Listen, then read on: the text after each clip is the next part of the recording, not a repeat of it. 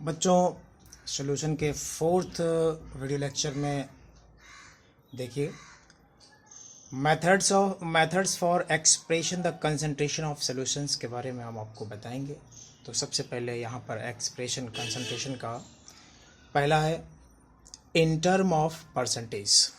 In term of percentage, तो in term of percentage में देखिए percentage by wait, percentage by volume, percentage by weight by volume, ये concentration इसके अंदर आती हैं। तो what is percentage by wait?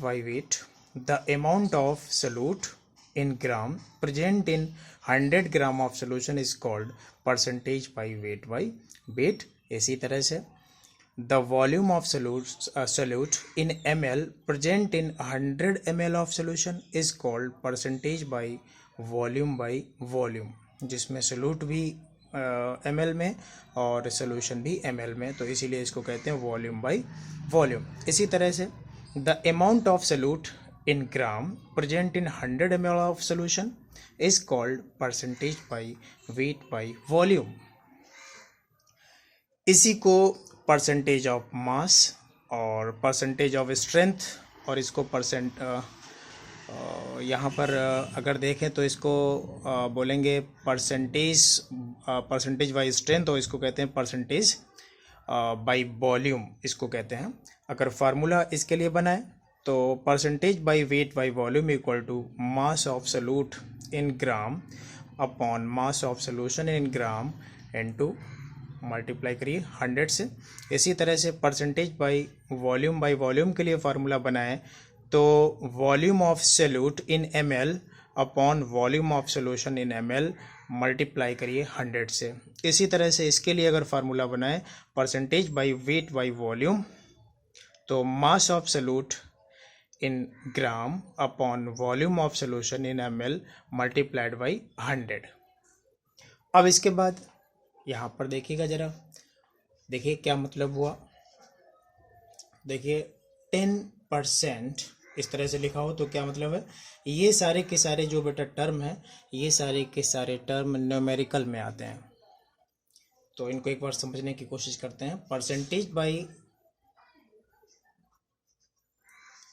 मास, बेटा देखिए इसका क्या मतलब हुआ। परसेंटेज बाय मास, इसका देखिए मतलब है आपका जो 100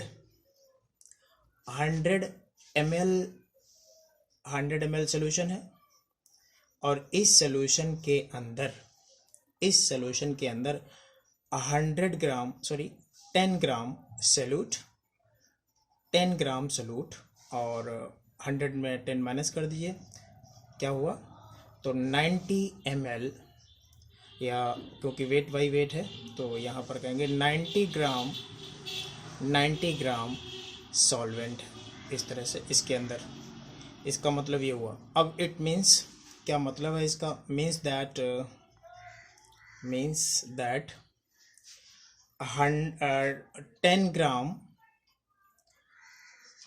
10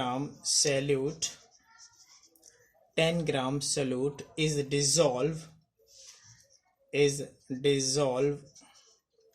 is dissolved in 100 gram of solution. बेटा इसका 10% का क्या मतलब है कि 100 ग्राम सोल्यूशन होगा जिसमें 10 ग्राम जो है सोल्यूट डिजॉल्व होगा, ये इसका मतलब हो गया। इसी तरह से बेटा चाहे तो हम लोग इसको भी देख सकते हैं, यानी वॉल्यूम बाई वॉल्यूम। देखिए वॉल्यूम बाई वॉल्यूम जो है वो आपका ये है, देखिए ज़रा समझने की कोशिश करें इसको। और 10%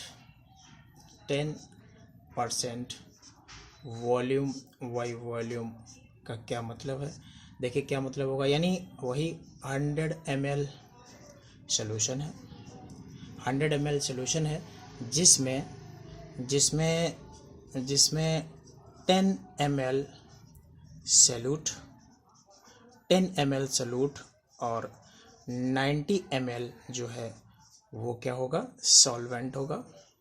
अब इसका क्या मतलब है, मीन्स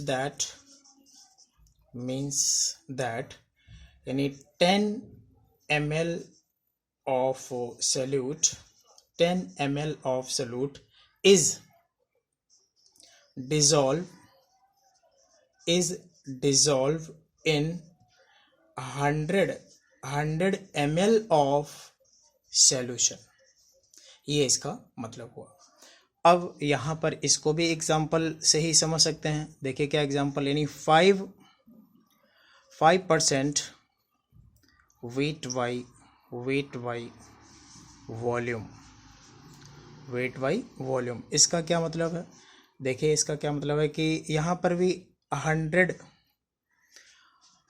यहाँ पर जो सोल्यूशन है वो कितना होगा आपका, 100 ml सोल्यूशन होगा, जिसमें 5 ग्राम सोल्यूट होगा और 95 ml सॉल्वेंट होगा।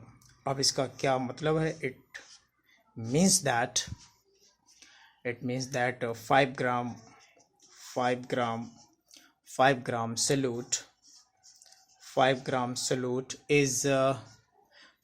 solute is dissolved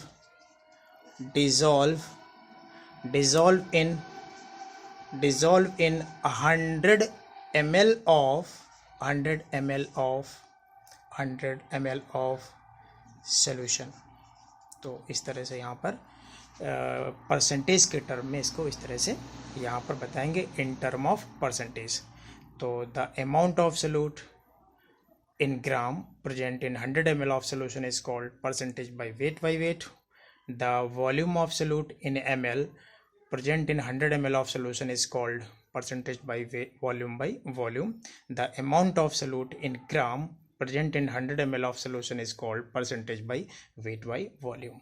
इस तरह से यहाँ पर इसको आप लोग बताएंगे।